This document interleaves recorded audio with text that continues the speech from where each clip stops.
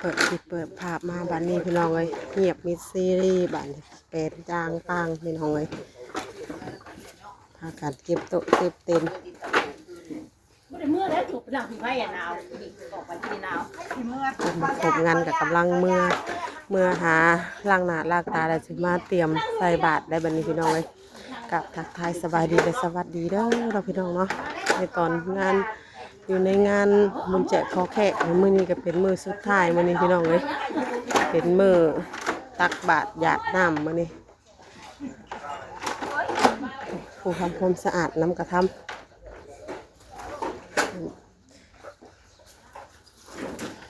ปิดเชียงตู้หรอคือว่ามีอย่างขาดไปนี่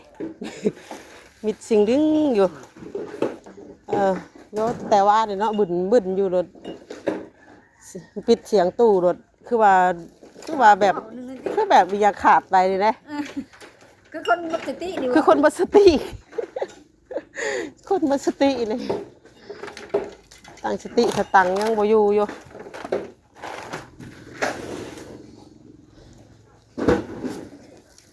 เตรียมทางเทิงหุ่นเตรียมในเครื่องใส่บาตรอยู่พี่น้องทางเทิงปุ๊บอ๋อมาจากล้างคืนนี่มาจากล้างคืนนี่40เฮ้ยโดยเอาไปให้เฮาอยู่มึงใส่บาทเฮาสิยายมึงใส่บาทนั่นนี่เดี๋ยวจะมาเอาสิดึกโดย40ล้าง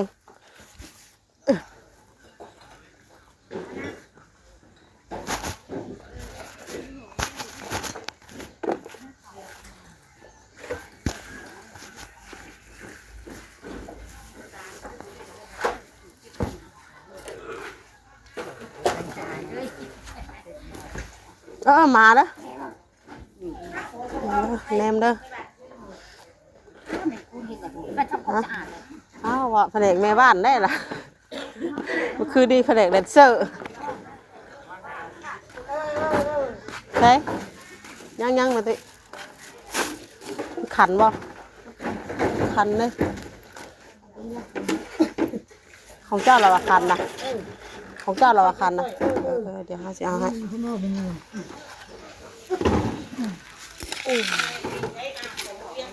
เอาไว้นั่นแล้วยาแล้วขึ้นเอาหรอกเล่ของเขานั่นทั้งหัวอันต้านะขันสีขาวนะ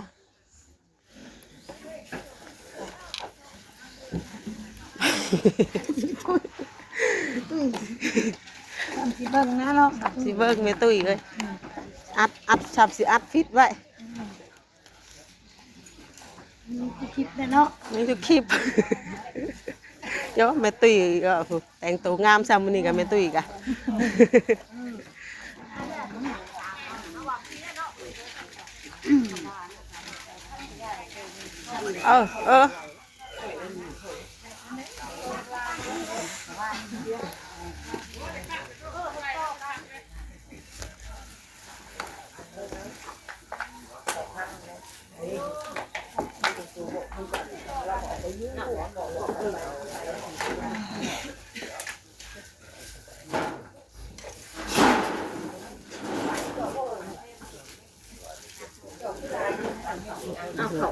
การสร้างบุญไปหาพ่อแค่ครั้งนี้ก็มีกองบุญอยู่2กองเนาะพี่น้องเนาะ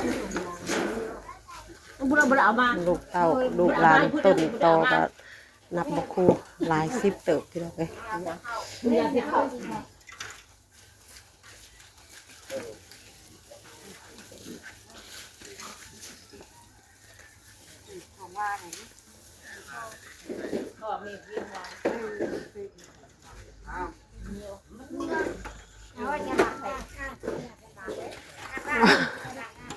อยู่ซื่อเป็นดีป่ะ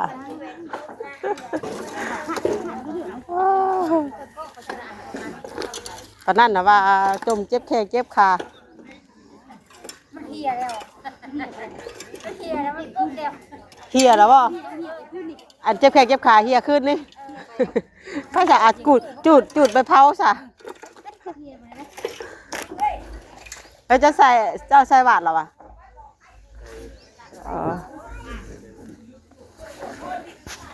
ไปหาล้างหน้าล้างตาเมื่อกี้ก็นอนอยู่พี่แต่พี่น้องเมื่อคืนนี่ก็จำหลงไม่ได้นอนเนาะพี่น้องเนาะอยู่แจ้ง ส่บาตรหยาดน้ำแล้วพุ่นแหละจังเมื่อทีเดียวเลย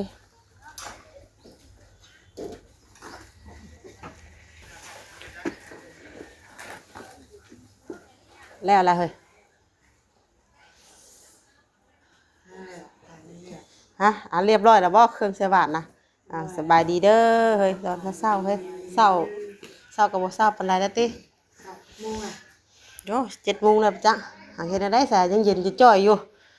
หนาวเนี่ยหมอกแล้วมันลูกสาวข่อยก็ยังบ่ตื่นอยู่ไข้เมื่อคืนนี่หมู่ม่วนโตบัดเป็นไข้พาเขายังคู่ก็ใช้หลายอยู่6-7พาไผเอาไปใช้เอาไปให้ไผนะนอนมันก็ดึงแล้วเลยยุการจะไปตุ่มจะเรามีหาเอาเรา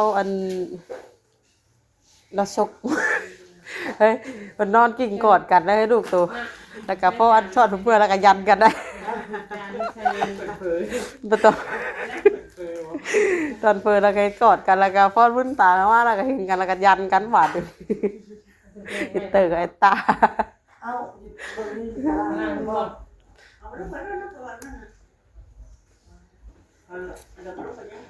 ยังมันอะไรมันเก่งแต่ถึงเป็นแบบนี้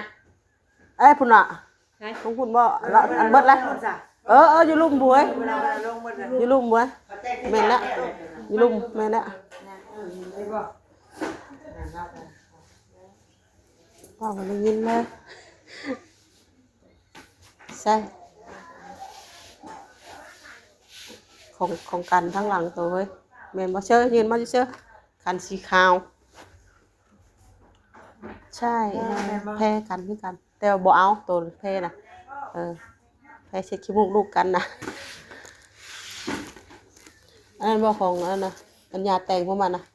มีว่าง่ายใช่เอามาไว้ทำกันก็ได้นะ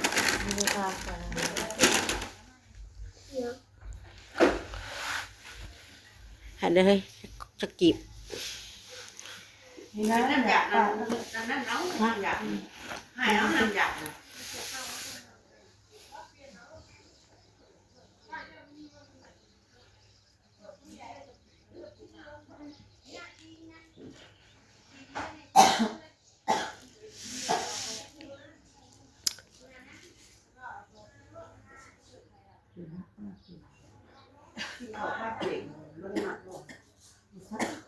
เอามาไว้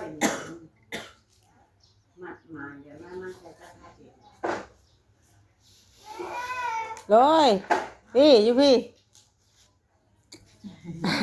มาใกล้ๆเนาะเอาบุกได้หาหยุดโอ้สลาเอาวิวเอ๋ยเป็นอะไรเดี๋ยวนี้ฮะเป็นอะไรเดี๋ยวนี้ไอ้ว่าผสมกันป่านไม่กันได้จะกีบ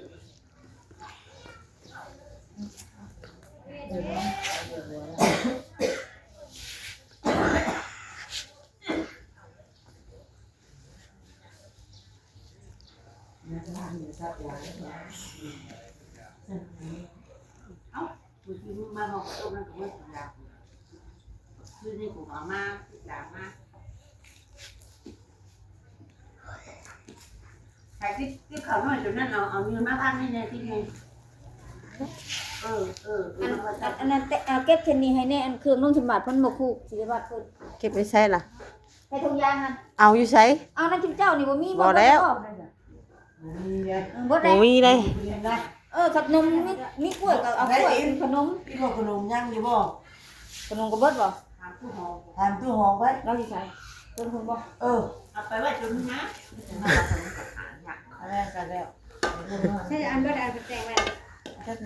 เพิ่นว่าเพิ่นเอาลงเบิดอะไรอยู่รอเอาขนมปิ๊บบ่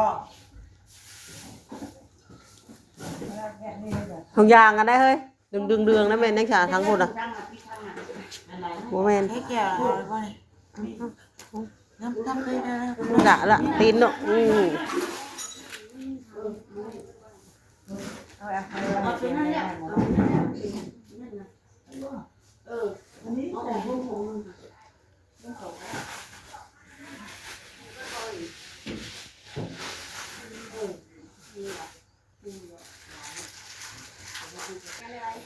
้องไปที่ไข่มากกับแตงเอา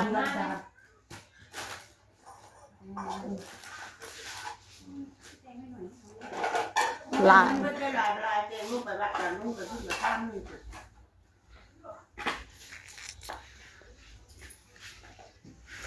เอาไว้แต่ไม่แน่นั่นหรอก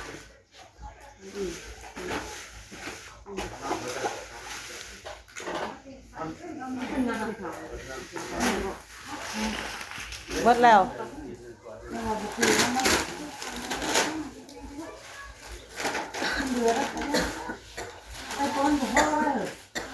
หืม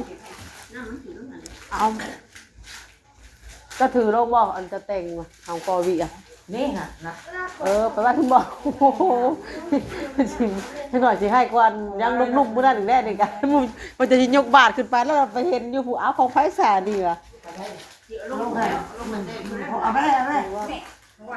เอาเงินเข้าร้านก็คือขึ้นเอาใส่ ลูกก็นอนอยู่ได้สิไปเอาข้าวมาใส่ยังไม่ได้ข้าวเลยมาหลังเลยเป็นอะไรอยู่นี่ฮะเศร้าได้ไข่แล้วลูกเศร้าติ๊ก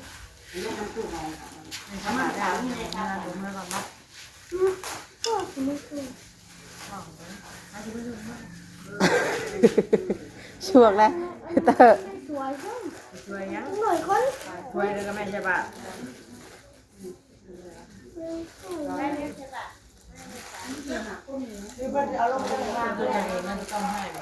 ไปเอายืนขาเริ่มเลยไปเอาเข่ากันลูกเด้อไปเอาเข่ามาใส่โฟกันเด้อ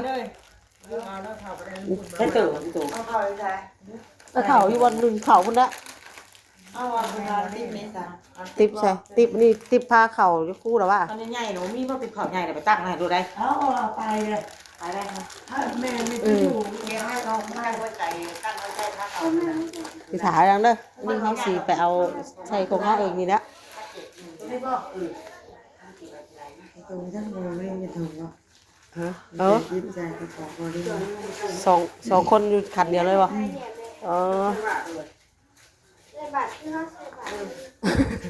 มีถ่ายแล้วลูกเด้ออ้าวพวกตอนไหนนี่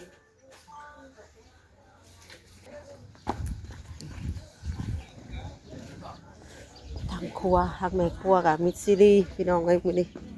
ลูกหนึ่งเขาเตรียมไว้แห่แต่เลิกๆปูเรือจะถวยบวกนะช่วยตะโกอยู่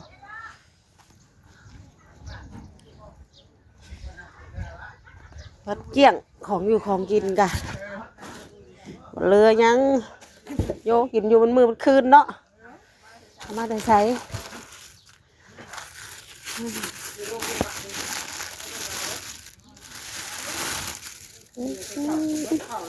เนาะนี่แหละอย่างนี้ยังเข่าอยู่เลยดิ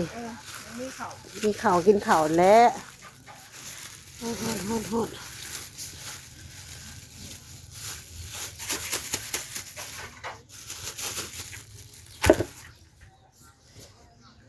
อะไรมาเข่าวะยังฉมอยังไงใหญ่เนี่ยหมอยังไงเอากระปุกบูดแล้วบอสเนาะเอ้ยยังไปซื้อเสร็จใช่ได้ตลาดนัดบ่มันนี่นะยังบ้าน้ำอ่ะผ่านเฮ้ยไปซื้อเสร็จมาต้องกระบลายดิ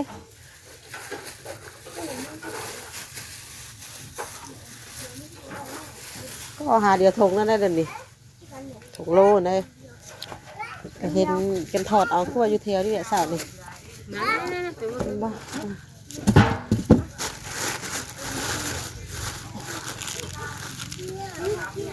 จักบาทเนาะเฮ้ยเนาะทำบาท7กะได้เพิ่มก็ใช้เป็นพงก็คือได้จะไปเป็นบ้านเลย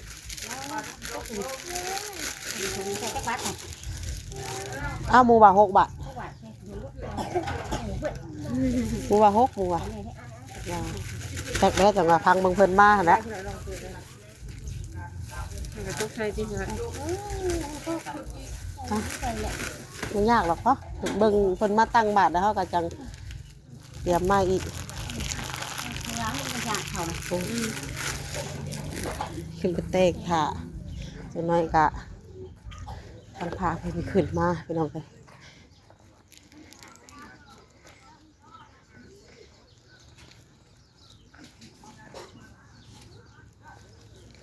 มิดซีรีส์พี่น้องวันนะพี่น้องคลิปนี้ก็จะประมาณนี้แล้วเราพี่น้องว่าคลิปนี้กับเมย์น้องวิอัปเดตตอนเศร้าๆพี่น้องเลย